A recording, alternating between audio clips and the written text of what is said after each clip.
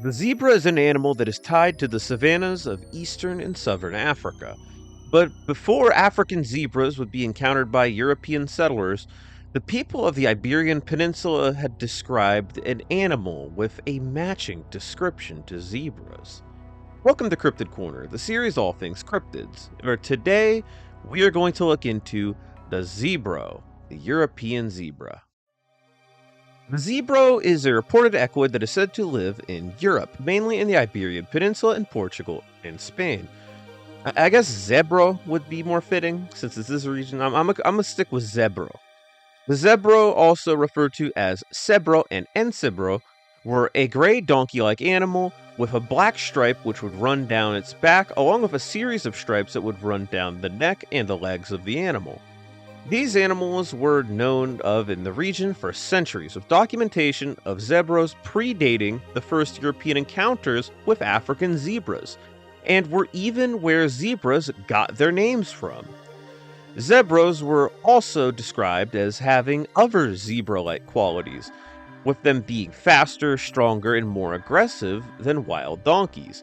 And yeah, if you don't know much about zebras, life alongside lions, hyenas, and crocodiles made them to be quite aggressive, kicking and biting first, and asking questions never because they're zebras.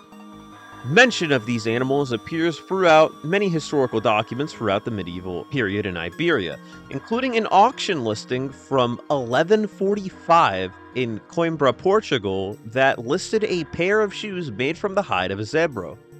Zebras would see a population decline going into the 16th century, becoming a rare sight with its range being limited to pockets of southern Spain, and eventually the zebra would disappear altogether, living on only in sparse mentions and surviving writings from the past. So, did Europe have a population of zebras in the ancient past? Animals such as lions, tigers, hyenas, and even elephants have called Europe home over the years and have only gone extinct in this region relatively recently. Some far more recent than others, though. Although zebras today are limited to eastern and southern Africa, their range used to be far larger, spanning much of Africa and potentially as far as Asia, with remains of a zebra-like equid being found in China. And during the Ice Age, the lower sea levels opened up more opportunities for animals to migrate into regions like Europe. Despite this, there is no currently known fossil evidence of zebras in Europe, especially not in the Iberian Peninsula. Another explanation is that the zebra was not a fully fledged zebra, but a donkey. Equus hydruntinus, also known as the European wild ass, is a now extinct species of ass closely related to the Asiatic wild asses and lived in, you guessed it, Europe, with most of them being found along the Mediterranean. Some theorize that the European wild ass could have had a striped pattern similar to a zebra. After all, many donkeys today can be found with stripes that run down their back and another stripe at their shoulders, forming a sort of cross. So, who's to say these stripes weren't more pronounced in ancient species? The European wild ass was thought to have gone extinct around 3000 BC in Europe, and lived on in West Asia till about 500 BC, although the discovery of a phalange, or basically a big old toe bone, was found in the Cabezo Juri site in Huelva, Spain, leading many to believe that these donkeys lived on in the Iberian Peninsula into the Middle Ages. This claim is unlikely, though, as the phalange was further examined and currently is thought to have just belonged to a mule. Additionally, it would be near impossible to tell what patterns these animals had in life, or at least it would be if it wasn't for the cave art in the region, which does not depict them as zebras, but is still really cool to see. Cave art is just so interesting, seeing these animals from the past in the eyes of our ancestors. Another theory is that the zebra's identity has something to do with a breed of horse that shared their name, known as the Soraya. Sorayas are a rare breed of horse that is native to southern Iberia, and is small and somewhat donkey-like in appearance and temperament. Sorayas are a light gray in coloration, and sometimes can be found with faint stripes across their neck and leg regions, which tends to be more common in foals and will tend to fade away with time, although adults can sometimes be found with these markings.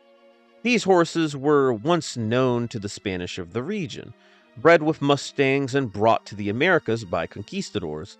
But after that, they would seemingly go undetected for a very long time until 1920. It is thought that long ago the ancestor of the Soraya had more pronounced stripes, but over time their descendants had lost them, either due to interbreeding with other horses or, unfortunately, inbreeding as their population declined. But it is extremely likely that the ancestors of the remaining Soraya were the Zebro that ended up leading to the naming of the zebra. Their current refuge in the Vale de Zebro region of southwestern Portugal gained its name due to the Zebro, as it is where it once called home, making it a fitting place for the Soraya to find their refuge. The legend of the Zebro is quite fascinating, with the zebra we know today only having its name due to the cryptid equid that once called Iberia home. The inhabitants of Spain and Portugal would have seen these animals just as they would any other in their day to day lives in the countryside, probably not thinking that we would be here today wondering if they were some type of donkey or an extinct horse breed.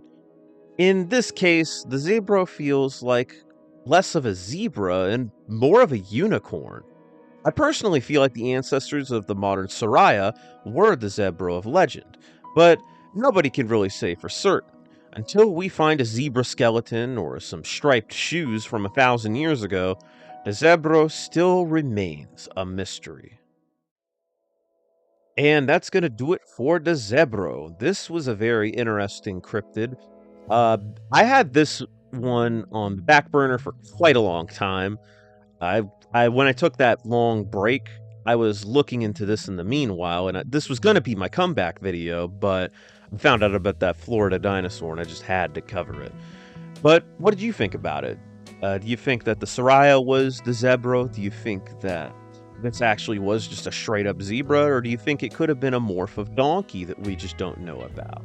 Maybe a type of donkey popped up between the European wild ass, or maybe a subspecies or a subspecies. Some people think it's a subspecies of the Asiatic ass.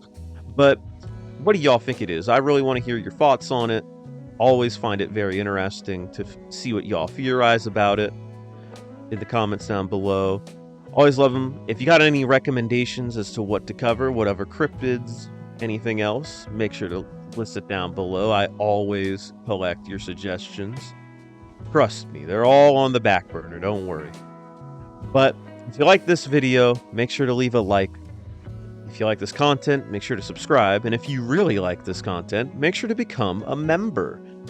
You get to be joined up here with all the other members in the floating food and beluga section.